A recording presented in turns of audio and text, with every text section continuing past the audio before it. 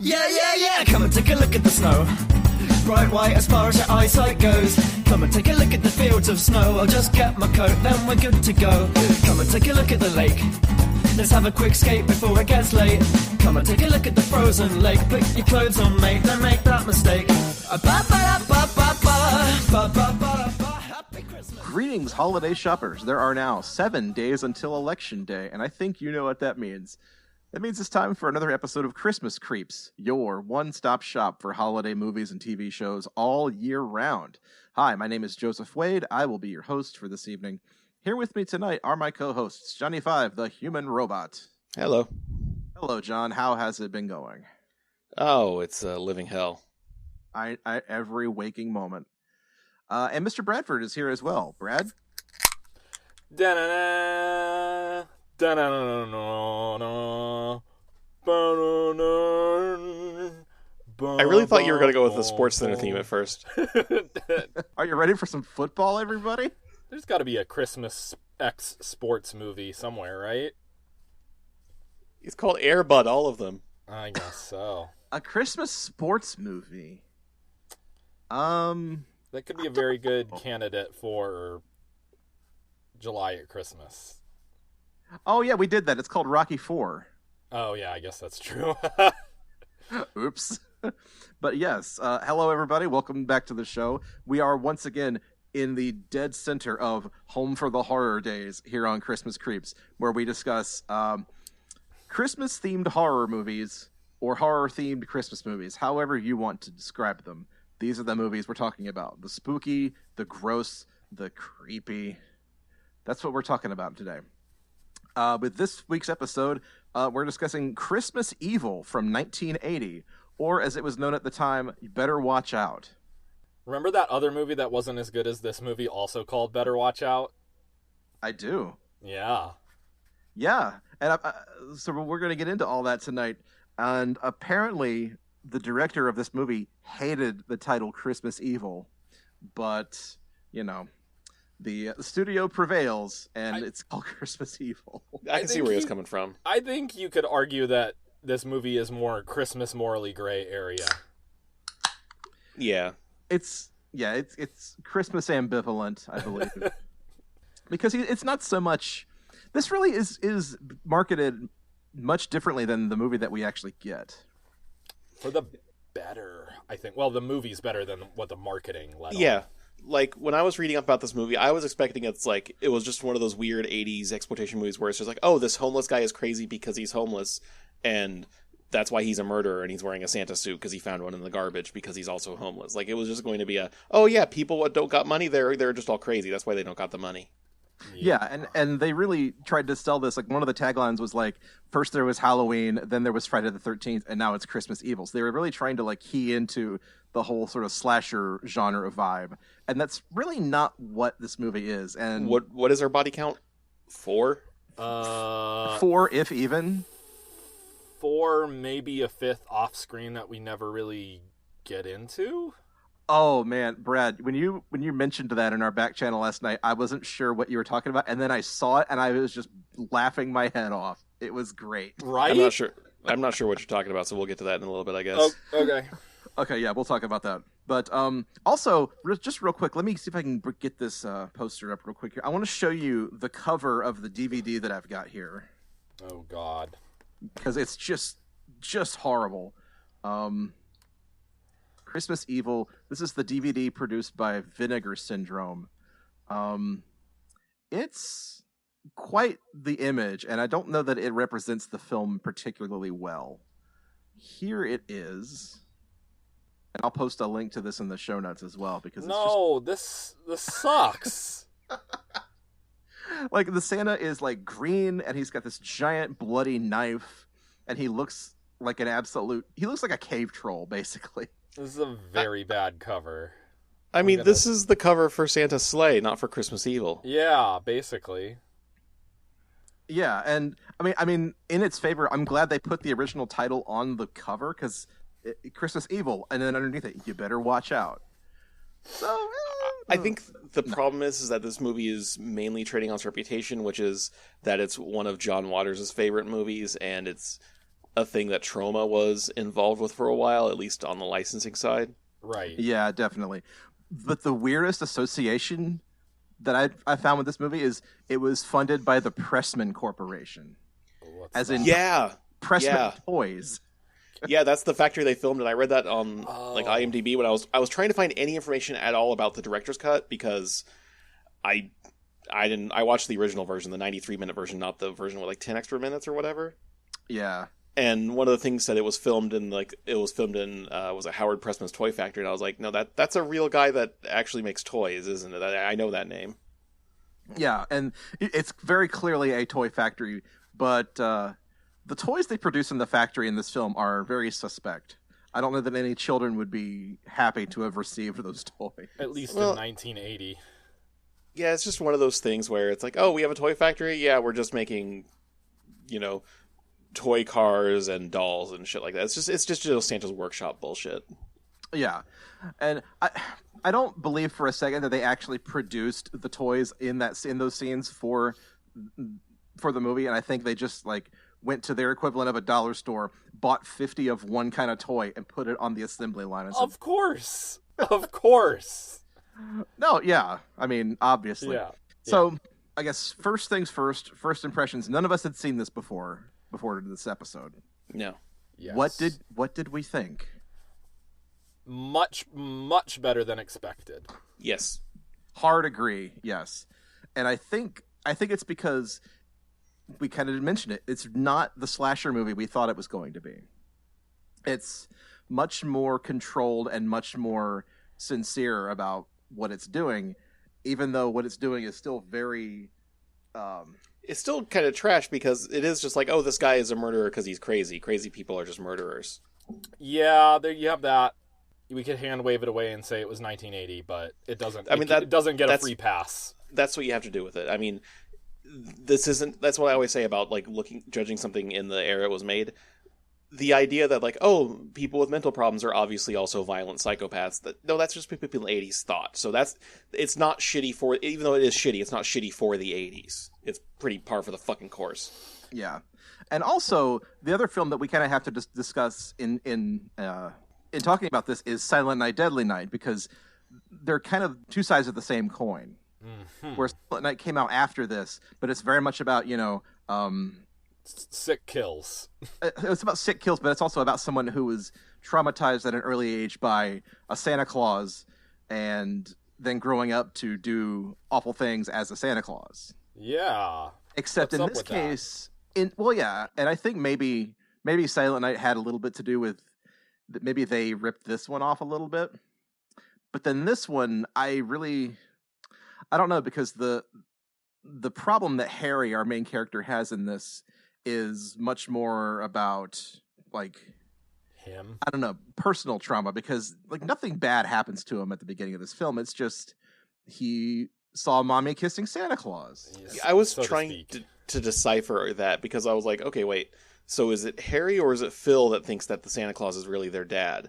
And then Harry goes downstairs and sees Santa going ham on some 80s bush, and it just traumatizes him. It's Phil that thinks Santa Claus is the dad because he's the older brother, for one thing. No, Phil's the younger brother. Oh, okay. But so let's unpack this scene a little bit. Yes, please. It is 1947, I believe. Mm-hmm. And it is Christmas Eve, and we have a family. I don't remember their last name. Harrison? I don't know. Anyways, sure. We have a family with two young boys, and they're visited by Santa Claus. They're standing on the stairs. We have Phil and Harry are the two young boys. Harry, of course, is the main character of this film. And Santa comes to visit and hands out toys, and it's a very magical moment. Then later we see Harry and Phil in bed arguing about whether or not that Santa was real or it was just his dad. I believe it's Phil who says that it's just their dad. Yeah. And then Harry climbs back downstairs, and he's at the stairs, and he sees Dad dressed as Santa having a lovely conjugal time with his wife, as husbands are wont to do sometimes. Oh, and the reason you don't remember the last name because it's stupid as hell. It's Stadling. Huh? Oh, their last name is Stadling. Okay. Yeah. And then Harry is traumatized by this, and we got some Oedipal themes going on, I guess, probably too. Because why not? And he goes up into the attic, I think, and breaks a snow globe, and then cuts himself with the snow globe. Yeah, this is the second film that we've watched recently where like a broken snow globe at the beginning is like a sign of doom to come. You know, because it immediately makes me think of Dial Code Santa Claus. There's also Santa Claus 3. Oh yeah, that's right. Did they break one in Santa Claus 3? I don't remember. And also Mr. Burns. Yes. What about Mr. Burns? God damn it! Now you have to post the snow globe Mr. Burns scene in the show notes. Okay. Yes. All right. And then we smash cut to 1980. Harry is a grown man working at he's recently become a manager, we find out, at a toy factory, and he used to work on the line with his coworkers. Yeah. So I'm going to let somebody else take it over there. From there, we get, I mean, it's what, 40 some years later, it's like Christmas present day. Adult Harry has developed some serious Santa hangups, and like the first thing we see of him as adult Harry is that he's like watching the children of the neighborhood, like spying on them basically from his apartment with some binoculars, and he's literally logging everything that these kids do in his naughty and nice books. And we see on the back wall that he has done this. He's been doing this for years. Yeah, got a naughty and nice book for every single year, like 7, 9. This movie would not take place in a world with legalized prostitution. Moss Garcia. Oh boy. But he spies on one kid who's like cutting out women from porno magazines and Moss like Garcia. Moss Isn't it? Garcia. Yeah. Yeah. And he like writes that the kid is having impure thoughts. And then it's Penthouse. He's gonna grow up and be into piss. yeah, he's gonna get into the weird stuff. And then like later on we hear the kids like asking, like saying what they're gonna ask Santa for, and Moss apparently asks Santa for a yearly subscription to Penthouse magazine. So Harry's the new manager of this toy factory. One of his coworkers asks him to, take his shift for the night because he's trying to have a nice time with his wife. And Harry is kind of a pushover. He'll go along with whatever people ask of him because he's just kind of that sort of person. And then we get to meet his brother as an adult. We also find out that this guy was lying and he was at the local bar. Drinking because Harry spies him at the local bar. Yeah, and he's just like, I got this dumbass will take my shift tonight so I can leave early. I'm going out. And Harry's apartment too is just absolutely insane. There's a bunch of Christmas decorations, a bunch of doll houses and evil dolls. Not that the dolls are evil, it's just that all dolls are evil. The haunted dolls. Yes. It's what the original Christmas Creeps headquarters looked like. Yeah, and Harry's like sleeps in like days. Santa pajamas, like pajamas that look like a Santa suit. He's always humming Christmas tunes. He's got a fixation with Santa. He's got a Santa fixation. Yeah. He Because he wants to be does. Santa, and he also wants to have sex with his mother. Wait, no, I don't know. You guys didn't pick up the. I mean, they just use it as shorthand for mental illness because 1980s. I picked it up because they were dropping it pretty fucking thick. But all it was just a shortcut to this guy's crazy. He wants to fuck his mom. Yeah. I did not pick up on that. I just thought he was sex crazed because of that incident, and not necessarily that it's projected onto his mom. Well, it's the bridge you have to make where it's like, okay, he wants to be Santa. He saw Santa going to fucking town on his mom, therefore he wants to do so to his mom. Yeah. And it's 1980, and they're using it kind of as a lazy shorthand where it's like, oh, because he wants to do this, he's sick in the head, etc. I mean, yeah. But then after he spies, hang on, let me move on for a second, because after he spies on his neighbor at the bar, he then goes to his brother's house and spies on them through the window, where he sees his mom send the two kids to bed, and then his brother and brother's wife are doing it on the couch, and then Harry's outside watching. So it's kind of all come back around. Now he's spying on his brother and his brother's wife. They also, I guess they had kind of a 1980s incel sort of thing going on here too. Yeah, that's like, if Harry could just pay, whatever the fair market rate is in 1980 to get his fuck on every once in a while, he'd be a halfway normal guy. And dress up as Santa while doing it. Because... that costs extra, but... Yeah, and also, this is like what... New England, like I take it, it's like the New York City suburbs. Yeah, the factory had a sign up said Queens. So yeah, okay, so it's in Queens. So it's not like he couldn't go down to Times Square and have himself a good time if he wanted to. This was still like when Times Square was, But it's that same incel thing with like, no, those are like worthless trash whores. I want, a pure waifu. But that's the thing. If it was legalized, just no, you go like it was like the red light district where it's like, no, this is normal. You just go pay $20 and get your rocks off. Right. Like that's what someone said about, like, I don't remember where I read it, but it was a thing talking about red light districts where, no, the idea was that back in the day, you just, nodded respectfully at your wife as you went downtown to pay 20 cents to get someone to blow some stuff up your butt. And it was normal. You didn't bug your wife with that stuff. That's what the red light district was for. Fair enough. Yeah. We're getting thick into it here in this episode already. I don't know how to pivot away from this. Gentlemen, help me. So there's some psychosexual stuff going on, just like in Silent Night, Deadly Night. But yeah, the thing about this movie, and like you said, it's kind of two sides of the same coin. Whereas Silent Night, Deadly Night is manic and violent, this movie is slow and brooding and has some real vibes going on. I think my favorite part of this movie is actually like the synth soundtrack. Oh, it's so good. It's like, it reminds me of the It Follows soundtrack. This was like OG from the 1980s. Just so good. Yeah, I think one of you mentioned Taxi Driver, and yeah, this movie's definitely seen Taxi Driver because it knows that those scenes where it's just, you don't need to really say anything, just set a mood, and it works.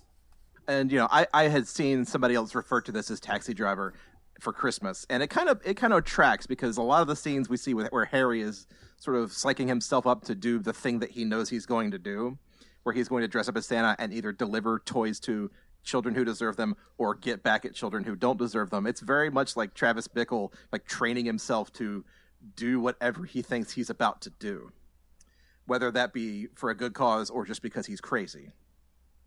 And the movie spends a lot of time building up to that, and whether or not it pays that off is really kind of up to you and what you're asking for out of this movie.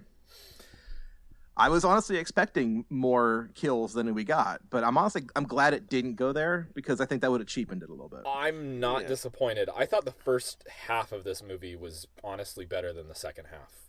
Yeah, it's very weird, because a modern movie doing this would have started about an hour into this movie. Oh yeah, and we would have gotten like the kid stuff as flashbacks, and somebody may mention this in the comments after we post this, and I know we always rag on movies for taking too long to get to the actual point or action, but the build-up is the point of this movie. Yeah, the question there is, what is the point of this movie? Is the point of this movie to watch Santa do some sick kills? No, obviously not. He does 4, and they're all, like, off-screen. There's one you could argue is mildly sick, and that's about it. And the rest are kind of in one burst, and then he's done. Yeah. And it's kind of the most shocking scene in the movie, because, like, once it happens, you're like, oh, wow, he's going to go on a rampage. No, not really. No. Yeah, it's honestly, it's the most out-of-place scene of the movie. It just feels like at some point the screenwriter director were like, all right, how do we get the townsfolk to turn against him? Because this is definitely a Frankenstein analogy. Yeah. Or also, the thing that I thought was, like, they went up to the point where they turned it into a slasher film for like that one scene, and then they realized, no, we're really not into this, and so they switched back to the original movie. But oh, we already filmed it though. I mean, we might as well include it. Why not? We bought this prosthetic eyeball. We had the effects guy rig it up. We're gonna use it. I mean, we made this lead toy soldier to kill people. We might as well use it, right? So I want to talk about so when he goes to like stalk Moss Garcia. That's such a weird scene. I just still don't. I don't know, man. Yeah, because like this is the scene that like last night in the comments, this broke Brad's brain basically. Because this is what you're talking about? So Moscow, No. the kid who he wants the penthouse subscription for Christmas. Harry as Santa, like he suits up and he puts on the Santa suit and the beard. And he goes so far as to like spirit gum a beard to his face, and like that's serious business there. Let's back up a bit, because there's a scene before he goes full Santa where he's stalking Moss Garcia. And this is actually the thing. The fact that he does what he does to Moss Garcia didn't break my brain. But I'm so confused as to, like, he rubs mud all over his face and then he kisses the wall. Like, I guess it's just, again, like, shorthand for, like, oh, this guy isn't right. But it's just such an odd choice. But it works. It works. Well, okay, so we're interpreting that scene very differently then. Okay. What? I didn't see him kiss the wall. Is that He leaves two handprints and a very clear, like, lip print on the wall. And they like hold on it after, when he comes back as Santa too. It's very odd. Wow. Okay, so yeah, I definitely interpreted that completely differently. What did you interpret it as? When I saw like the handprints and the face on the side of the building, I had interpreted that as he had come back at some point and killed the kid by smashing his face into the side of the house. Oh, no. What the fuck is wrong with you? No! I don't know. He left him a bag of dirt for Christmas. Christ. I saw think that he part. left a bag of dirt. I thought he was gonna leave him, like... I thought he left put him a bunch of something dirt back. in a bag and left the bag on the porch with a note that says "To Moss Garcia." Oh, see, here's the thing I thought they were leading up to, because he was, like, making lead toys and stuff like that. I thought he was, like, making, like, a pipe bomb or something to give to... Like, he was going to kill Moss Garcia with toys, basically. Yeah, well, one of the things he was complaining about was that the toys the factory made were pretty low quality. So that's why he was making his own Higher more quality. more sturdy ones. But yeah, then he decided, oh, where's a cat? Uh-oh.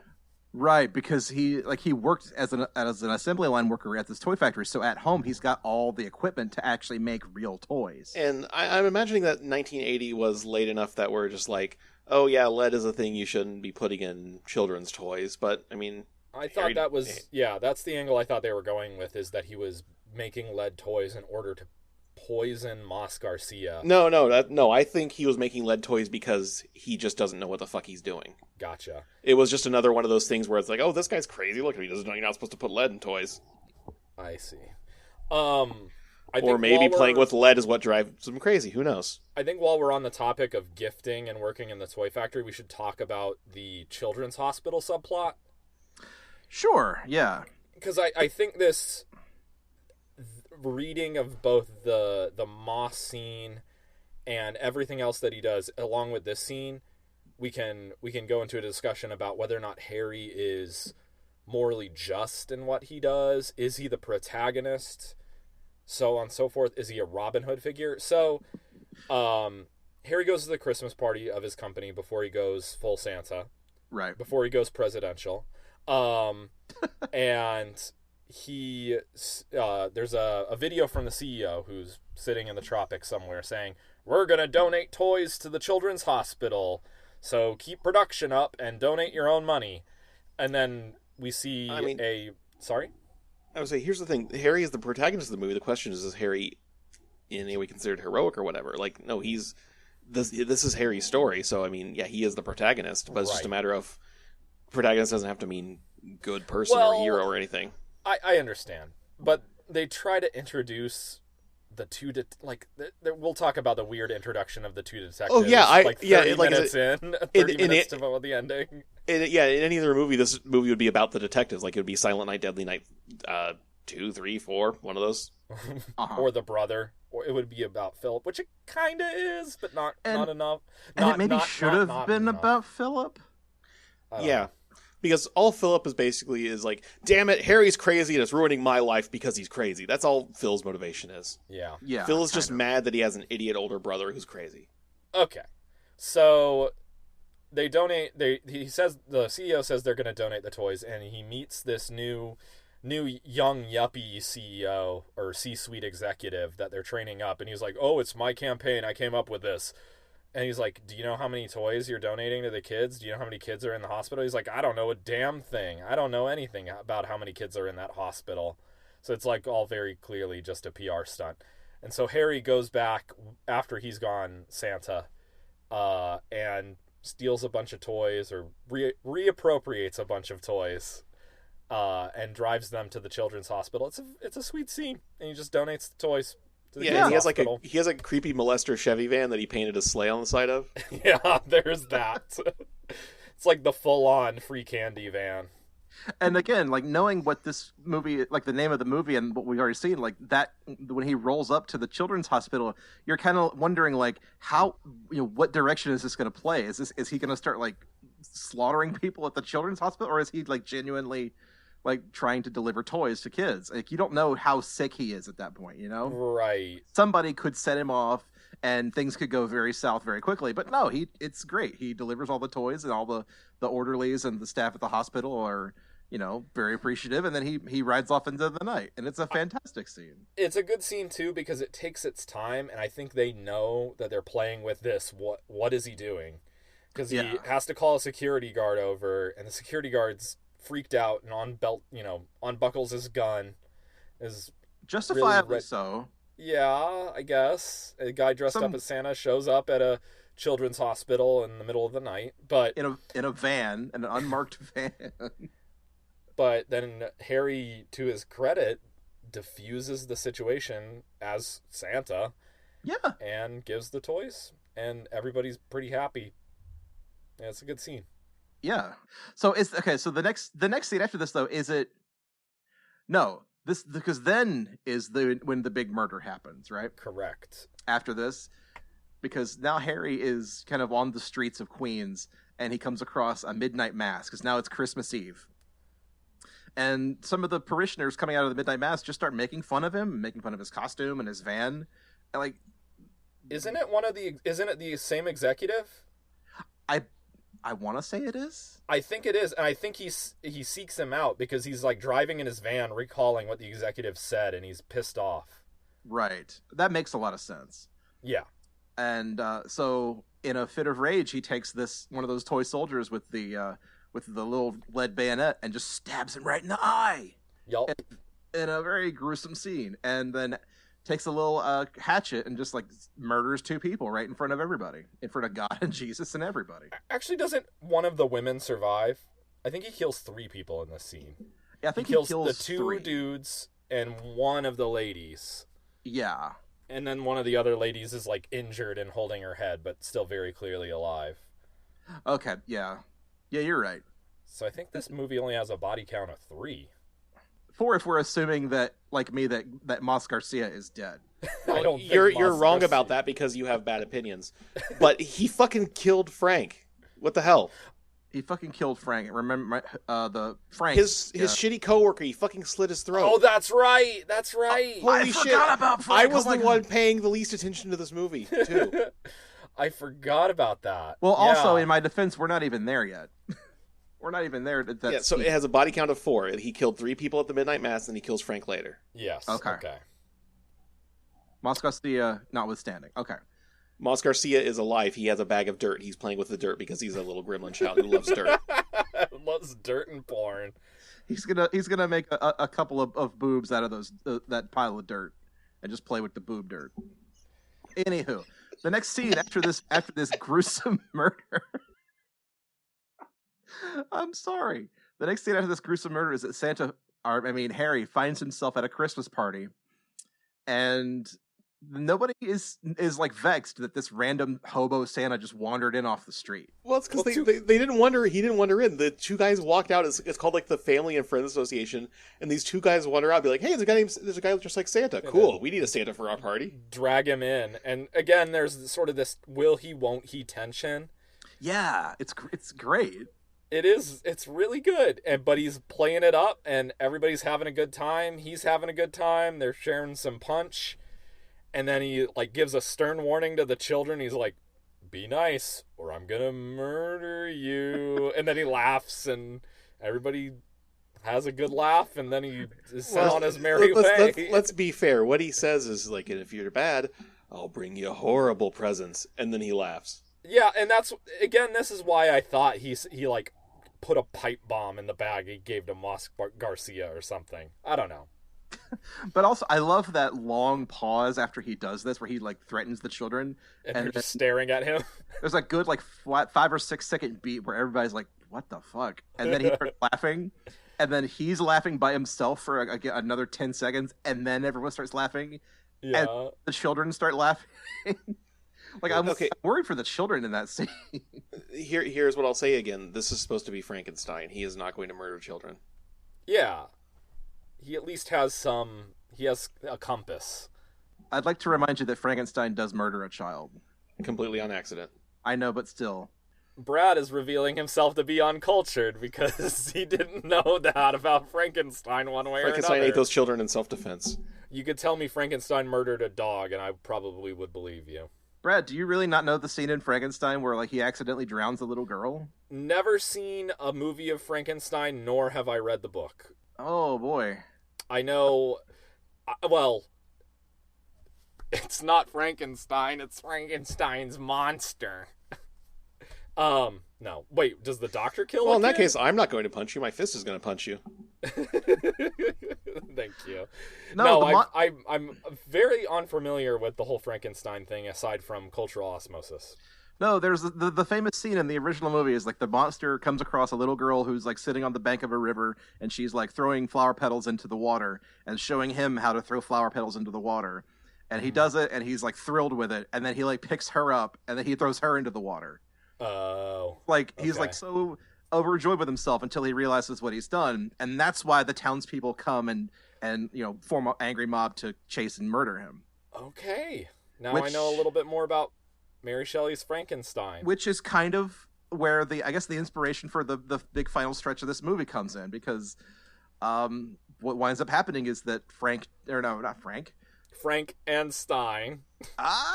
Nice. But no. Harry breaks into Frank's home and murders him in his sleep. And then the next day we get that news report where some guy who kind of looks like Frank Zappa just says, like, if you see anyone dressed as Santa Claus, stay away. And he gives this weird, like, 911 number to call, which I assume is like the police station. 999-1212. Which is really weird because this was post 911 being a thing, right? I thought so, yeah. But also, this is definitely New York. I thought for a second this might be Canada, where they may or may not have 911. I don't know. But no, it's just an 80s thing we don't know anything about, basically. And I'm going to dial this number real quick. Actually, no. In the phone. Okay. Yeah, 911 started in the late 60s, so... So yeah, typing in 999-1212 into Google gives you absolutely nothing. So let's move on. Yeah, I do love that guy was a parody of Geraldo before parodying Geraldo was even a thing you would do. Yeah.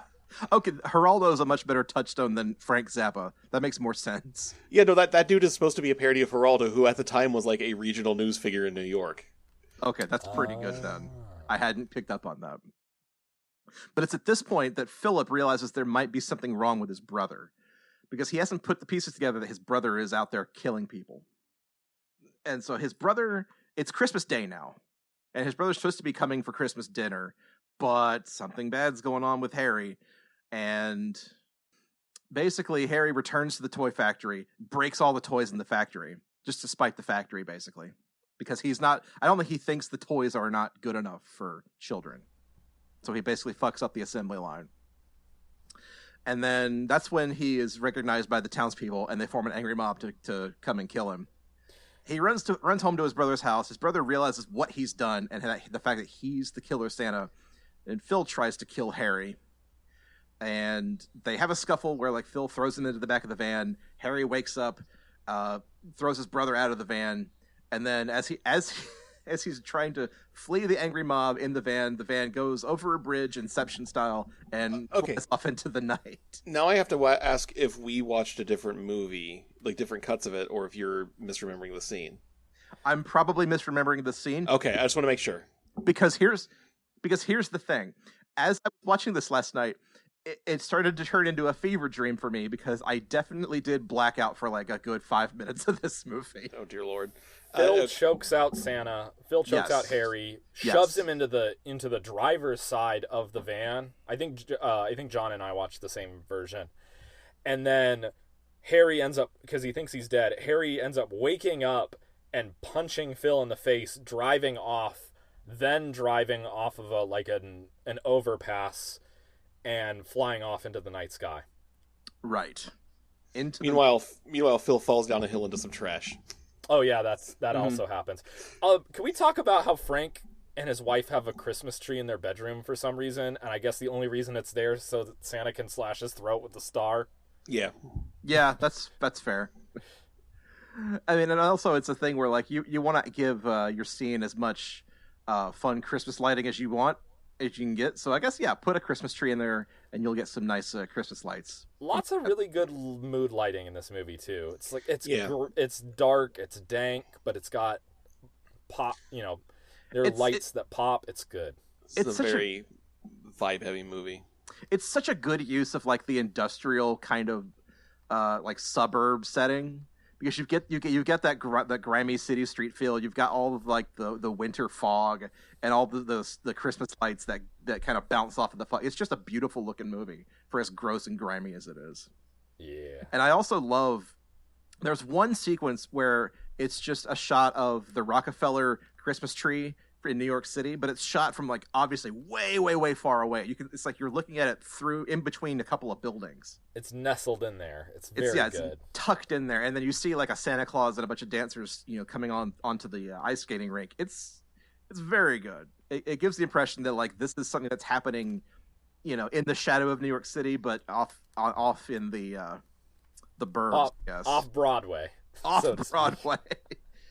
Come see Christmas Evil off Broadway. Yes. Oh man, if somebody made a play out of this, I would definitely go see it. It'd be real good. I don't know what kind of songs you'd get, but this would be a fun one to do off Broadway.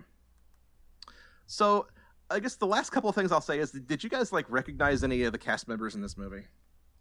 But you certainly did. Okay, so first of all, we have a Tim Allen connection. We have to hit the Tim Allen alarm, because Moss Garcia's mother is played by Patricia Richardson, a.k.a. Jill Taylor from Home Improvement. Yeah, before she took up smoking. Yeah, this is her very first movie, I think, too. So, yeah, good for her. And then she's gone on to do, a lot of Lifetime and Hallmark Christmas movies. So, she started her career with Christmas movies, and she's still going at it today. Good for her. And then Phil is played by Jeffrey DeMunn, who is one of the primary cast members on The Walking Dead for at least the first 2 or 3 seasons. He played Dale on The Walking Dead. And, he's in a lot of horror movie stuff. He's kind of just got that... he's one of those horror movie faces, I guess. But then the one that I noticed that was like a blink and you miss it kind of guy is what's his name? Mark Margolis, who on the IMDb listing credits him as man number 2. He's a member of the Christmas party that Harry wanders into, and Mark Margolis is Hector Salamanca from Breaking Bad and Better Call Saul, and it blew my mind to see him just like pop in for one scene and then just dip back out. And then, of course, as we said, this is, what's his name? John Waters' favorite Christmas movie. I found a clip where he basically explains why this is, or rather, I found a clip where the director basically says that John Waters told him if he had kids, he would make his kids watch this every single year. Hopefully when they're age appropriate. Oh, knowing John Waters, no, he'll probably start them young. But yeah, this is Christmas Evil is, I don't know, I think we were all genuinely surprised by this movie. Absolutely. And I think there's no better way to transition into the crankometer than right now, because I think we're ready to give our final verdict on Christmas Evil. Yeah, I mean, this is kind of a short runner, but like I said, this movie was only an hour and a half long, and a lot of that was just mood, basically. It's hard to spend too much time talking about it, because it's, at the end of the day, it's a Frankenstein Santa movie that got mislabeled as a Santa slasher movie. Also, there are lots of like static shots that go on for fucking forever. Like when Harry breaks into Frank's house and he like breaks in through not the back door. He comes up through the basement. Yeah, he opens the basement window. He comes up through the basement and then into the kitchen. And he opens the kitchen door and he's like slowly stalks through the kitchen, but it's this one like static shot on the door. And I swear, I just like closed my eyes to rest my eyes for a few minutes, opened them back up, and he's still slowly walking through the room. It reminds me a lot of Nightcrawler, and I mean that in a very good way. Like, there's so many good shots of like that's a good call. Yeah. Night scenes, but we have like the 80s kind of Milltown grit. Oh, it's great with the Christmas lights and Christmas decorations. Mm-hmm. It's wonderful. It's like the pace is so deliberate and so like slow, but purposefully so. And so when he's like stalking through the house, you're like, okay, something's going to happen, and it's extremely tense. It really works. Now I just want to watch Nightcrawler again. I'd say to this movie's credit, this movie knows to like have these weird, creepy, unsettling scenes involving kids and then to do nothing with them is almost worse than if like, oh, it's just a guy killing kids. Yeah, I guess that will they, won't they tension. The threat is enough, I think, and they know that, and that works. So yeah, let's jump into the crankometer. This is our patented XY axis for rating Christmas movies. The X axis is our Christmas quotient, which rates how Christmassy a film is, and the Y axis is the quality quotient, which is how good a film is. So, gentle friends, Christmas Evil, X axis, how Christmassy? I think it gets by on vibe and feeling alone a bit. I used to spend a lot of my Christmases up in Ohio in kind of the Rust Belt, and I think it nails kind of that Christmas in the Rust Belt aesthetic a lot. Mm-hmm. I like it a lot. I'm going to give it at least a 3 just from that alone. And also he's like fulfilling St. Nick's kind of MO a little bit.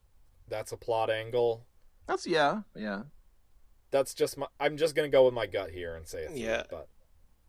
This movie does kind of lack a little bit in explanation sometimes. I feel like it could have done with about 5 more minutes of dialogue total throughout the movie. You don't need to over explain shit like that fucking Black Christmas remake, but just a little bit more going on would have been nice. Yeah, you don't need a lot of exposition because they do a pretty good job of like meting it out throughout the film. But I don't know, 1 or 2 more scenes of Harry and his brother, I think, would have fleshed things out nicely. Yeah, which maybe that's what the deleted scenes were. The one deleted scene I did read about was there was a scene where it was the very beginning of the movie of Harry getting promoted, but the actor playing Harry was so fucking hungover that he like nearly threw up while they were shooting, so they just didn't use the scene. They're like, oh, we don't have extra film, fuck it, we're just not putting the scene in. Oh yeah, and the guy playing Harry in this movie, Brandon Maggart, he's pretty great. He's pretty like he's got that, I don't want to call him an everyman kind of look, but he's just got that doughy kind of. He has that like put upon Bill Murray look to him. Yeah, there it is. He's got a very like lesser Murray brother kind of feel to him. But he makes it work because that's the kind of character that Harry is. He's like a put upon schlub who's got his own set of issues going on, and yeah, you kind of buy that he would either give kids presents or fucking murder their parents. You know what the hardest thing for me to like parse with the Murrays is? What's that? That the Murray in National Lampoon's Vacation, like what, 84, that looks exactly like Bill Murray is actually Brian Doyle Murray. Uh-huh. And then in Wayne's World, like 10 years later, it's full on like, I'm talking like this, Brian Doyle Murray. He's like, full what on the old fuck man mode. Yeah, what the fuck happened in those 10 years?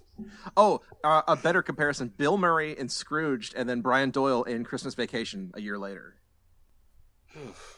Yeah, Brian Doyle aged for all 4 Murray brothers. Yeah, they put a curse on him, I think. Also, I'd like to talk about the hatchet that Harry uses to murder those 3 people real quick. Okay. Because I just pulled up a screenshot of it, of just him holding the axe, and it looks like a duck with like a little tuft of hair on top, and it's got a little eyeball, and like the duck bill on it. It's fucking great. It's a great piece of design work. It's very silly, and I'm definitely gonna share this with you guys because why Yeah, let not? me see the picture. Just in passing, watching it, I figured it was some like stereotypical cowboys and Indians type toy. You know what I mean? Yeah, like a toy hatchet. Oh, Look at that. It probably is, but it's definitely supposed to be a duck. It's got a googly eye on it. Yeah. That's wonderful. Yeah, Can we also, as a quick aside, say that this ended up on the video nasties list, and I don't know why it. I mean, it's got a murder, but Because the There's not video a- nasty list was a lot of like hand wringing dumbass And I- bullshit, and this and is I a guess movie that there was, involves like, the- murder and kids. yeah, the pedo panic in the UK, I guess maybe. Yeah, Was that that a makes little sense. later? I don't know. That was a lot later. Okay. What's the deal with the video nasties again? The video nasties was just basically a stuffy shirted I say panic in response to giallo films, pretty much. It was monocles popping off. I Yeah. say. Oh yeah, it's basically England complaining about slasher films, right? Yeah, Yeah, okay. essentially. And from what I remember, like the main thrust of it was a fucking American anyway. Oh wow. Oh yeah. I Let me like get the the way guy's that name you, up real quick. I like the way that you described it, John, of the Queen's list of sick films to watch. Yeah. Yeah, let me find this fucking guy's name real quick. Because there was one guy that was super responsible for all of it, and as soon as he died or retired, it immediately let up. Yeah, so the list is comprised of 3 sections: prosecuted films, non-prosecuted films, and then section 3, video nasties. And the video nasties couldn't be prosecuted for obscenity, but were liable to seizure and confiscation under a less obscene charge. So basically, We don't like it. we don't like it. It's not that bad, but we don't like it anyway. Yeah, I mean, here's the list of like some of them. It's Christmas Evil, Dawn of the Dead, what else? Friday the 13th, fucking Foxy Brown, Faces of Death. yeah, Night of the Living Dead. It's just Suspiria. It's a bunch of The Thing, the Texas Chainsaw Massacre, Prom Night, Night of the Living Dead, yeah, Night Beast. All these just like classic horror films that apparently didn't make the cut for the UK. and a bunch of movies I literally only know about because of Red Letter Media, like Extro. Yeah. Just the absolute dregs of the dregs. And hey, Silent Night, Deadly Night, let's see. It was banned by the BBFC, but not classed as a video nasty, and was released uncut in 2018. Excuse me, 2008. So, like, Silent Night, Deadly Night was... Oh, wow, no. Silent Night, Deadly Night was, like, re-rated earlier than Christmas Evil. Christmas Evil didn't get rated until 2012. Yeah, some of the prosecuted ones, for reference to anyone who doesn't want to bother looking up the list, is stuff like, I mean, stuff that's pretty obvious, though, is just like stuff that's just gross out shit, like Cannibal Holocaust or like Last House on the Left, I Spit on Your Grave. I mean, it's like, yeah, you get the idea that those movies are basically just guys seeing how much they can get away with gore. But the idea that these need to be prosecuted is just, I'm just making the jerk off motion right now. It just doesn't work over podcast. Exactly. The stuff that like is obviously just made to gross you out. And there's a fair number of other holiday slashers on here that we might get to at some point down the road. I see Late Night Trains on here, which is a Christmas horror film from the 70s. Ooh. So we might have to branch out and do some of those here in the future. But hey, let's get back to the topic at hand. X-axis rating. Should we? I'm willing to give it a 3. I'm willing to bump it up to a 4 if we can come up with a good justification for it. I'm trying not to get distracted by the video nasties list. I think a 3 is a good rating. It definitely has a strong Christmas vibe to it. You can't really pull this movie off and not be at Christmas. Like if you just cut and paste in Christmas with Easter or whatever, it wouldn't work. No. Yeah, and if you just take him out of the Christmas setting and to have it being some weird guy who dresses up as Santa in like the middle of May, yeah, no, That'd be a fun movie. That'd be a different movie. even more inscrutable, yeah. So yeah, I would give this a solid 3. Definitely a 3. It's definitely got the Christmas flavor. I love that they use so many Christmas songs in the movie, just like standard obvious Christmas songs that either Harry's humming or playing in the background. It just works. I just love the general Christmas vibe of the film. It doesn't feel shoehorned in like so many modern films, though.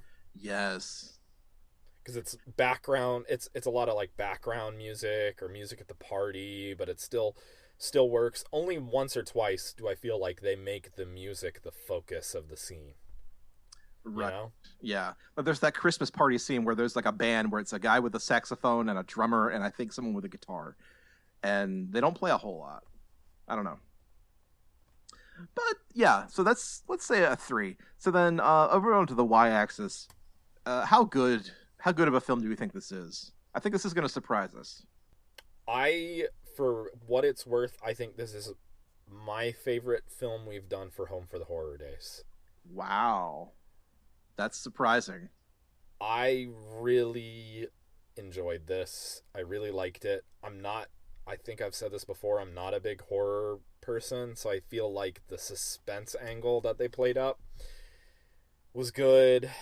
Definitely. Nice scenes, nice music, sound effects. I liked it a lot. I for my part would probably give it a 4. I'd probably put it in the top 10 of films that we've done for this show. Okay. I was very surprised. Yeah, honestly, me too. I was ready for this to be like a real grimy, down in the dregs of like horror movie sort of slasher. Yeah, right. And you would think that this is like, because it was Trauma that handled it, you think this is going to be like grindhousey and cheesy and bad, but good in that way. But it's not. It's just really good. I think Trauma's attraction was just how much it pissed people off, this movie. Yeah. And I think it was still in that era where you could make a horror movie and set it at Christmas, and that was enough to incense people. Right. But I think this is like proof positive that just because a movie was made, in the 80s and for less than $1 million for relatively cheap, that doesn't mean it has to be, a gross grindhousey kind of exploitation movie. You can still make good quality sort of suspenseful movies and have them not be just kill fests.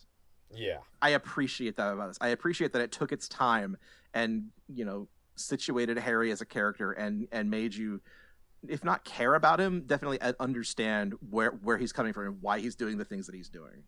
Yes. And whether or not you care for the ending, I think the ending is a little... John, I felt like... Yeah. One of you two said it. That like they didn't really know how to end the film, and I definitely agree. I said that probably my biggest problem with this movie is just the ending. It feels like a cop-out. I don't know if I would have been satisfied if Harry died at the end either, but I don't know. Like the weird magical ending just feels like it cheapens the whole experience just a little bit. Just have him escape, if you really want to set it up for a sequel or something, don't have him become literally Santa Claus. Yeah, just have him drive off into the distance, That's all. He drove off a cliff and died. The problem with the movie here is that they fuck up the sound editing a little bit, because you hear this car explosion, but it's in the scene before the car goes flying off the cliff. And that's why people are like, was that the sound of like Phil falling down into a pile of trash? Like, no, that was an explosion. It's just mistimed. Oh, and so the last thing that Phil sees is like a hallucination, and him imagining that his brother gets away. I see. Still, I didn't care for it that much. Yeah. Yes. It's not a very good ending. Still kind of a cop out. Yeah. It's whatever. It's the least interesting part of the film to me. The most interesting is basically like Brad said, the first half where we're understanding what's going on with Harry, and I appreciate how deliberate a lot of that is. I'm gonna agree with Brad and say this is a solid 4. J-Man. Yeah, I'll go with 4. This movie, it's marketed terribly, but when it comes down to it, it's a very, like Taxi Driver, Frankenstein kind of thing. The only way I would make it better was I would honestly take all the kills out of it, because it works even better if Harry is just like a misunderstood, mentally unwell guy that's just getting shit upon by everybody in town just because like that's just how mobs work, you know. And I think they could still play it up because he's like near the children, and if they if they found out he was stalking all the children and found his journals or whatever, I think that would be enough of a justification for the last quarter of the film where he's being hunted, you know. Yeah, I get that, because then, I mean, I don't want to say it, but yeah, then it becomes a question of like, what is he really intending to do with the children? And then you've given the mob a pretty damn good reason to hunt him down.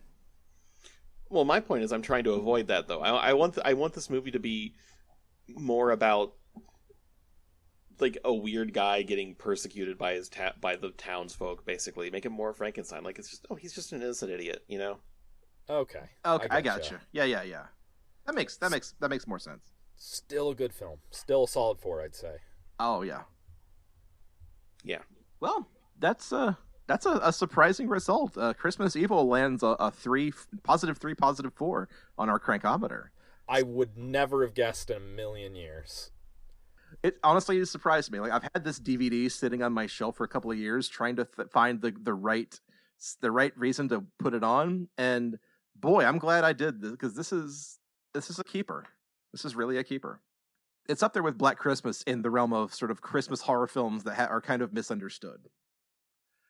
Because Black Christmas, for all of its, grossness and kills, it does a lot of things that you wouldn't expect from a slasher, because it's really setting up what a slasher film can even do. And so many of the slashers we've seen after that just threw away a lot of what made Christmas or Black Christmas so interesting. But yeah, Christmas Evil on its own is just it sits kind of on its own. It does its own thing, and it does it well. So I would definitely recommend people go seek this one out if you can find it, because we've had a heck of a time trying to watch this for this episode. Yeah, I have a Shudder subscription through Amazon. It's on Shudder, but I couldn't find a way to watch it through my Amazon Shudder subscription. I would have to actually sign up for and give Shudder money directly. I tried playing it on Vudu. Vudu's ad things kept fucking up. I eventually got through it, but it took me over like 2 hours to watch a fucking hour and a half movie just because I kept trying to reload the goddamn page. And then on top of all that, do you want to know the punchline to all of this? What's that? It's on archive.org. Are you kidding me? Whoops. Well, that's great, because we found a YouTube link where somebody had uploaded the entire film, and Brad watched that on YouTube, right? I did, and it only had like 1,000 views, and you said the account is now suspended, so it must have... The account was closed, yeah. It wasn't suspended. It says it was terminated. YouTube's pretty clear about that language between accounts, like if an account was closed by the creator or if it was actually banned. That's really weird that in the day after I watched it, it's probably just a coincidence, but who knows? Maybe they got some sort of notification. And then I'm sitting here with a Blu-ray copy of this movie, and... The most legit out of all of us. Keep buying physical media, damn it. Oh, hey, speaking of which, can we talk real quick before we go about Apple buying up the rights to all the Peanuts specials? Yeah. Have you guys heard about this? I guess it's never going to get a physical release again unless they talk somebody into it. It's getting another physical release. Like, they're coming out on 4K, I think, this week. But basically, the gist is Apple bought the broadcast rights to all the Peanuts cartoon specials, Christmas specials, the Halloween special, Thanksgiving. And so this is the first year since 1966 or 65 that they haven't been broadcast on over the air on TV. Gotcha. You did tell us about that. It is the end of an era, and it's all because Apple bought the rights from, I think, ABC. Thanks, Steve Jobs. So thanks CBS for selling it to Disney, and then Disney for selling it to Apple. Oh, did Disney seriously have it before Apple? Well, I mean, Disney owns ABC. Okay, I found the asshole. It's James Furman. And if you ever get mad about why the Ninja Turtles couldn't have fucking nunchucks, it's this piece of shit James Furman's fault. Oh, you're talking about the Video Nasties guy. Yeah. That's right, because didn't they have like the weird superhero turtles in UK or whatever? Yeah, they couldn't call them Ninja Turtles, so they had to call them Hero Turtles. And it was all can be put on the shoulders of this one stupid piece of shit. That's Yeah, as soon as he retired, it immediately let up. Rustin fucking pissed that asshole. Good lord. So yeah, like I said, physical media is the way to go. I know it's rough having a DVD take up space on your shelf, but it's worth it in the long run. And all of that to say, Christmas Evil is actually pretty good, you guys. You should go check it out. Yes. Any final thoughts before we end the show tonight? We made it through an entire episode without doing video game chat even once. Brad, I'm so proud of you. No, I just brought it up. This movie takes place in 1980. There's no fucking video games. I know. That's why but we still didn't even manage to tie it in. I'm proud of us. There was that one scene in the bar, the Odd Couple bar, where we saw somebody playing darts of some kind, and I'm sure there was a video game machine next to it.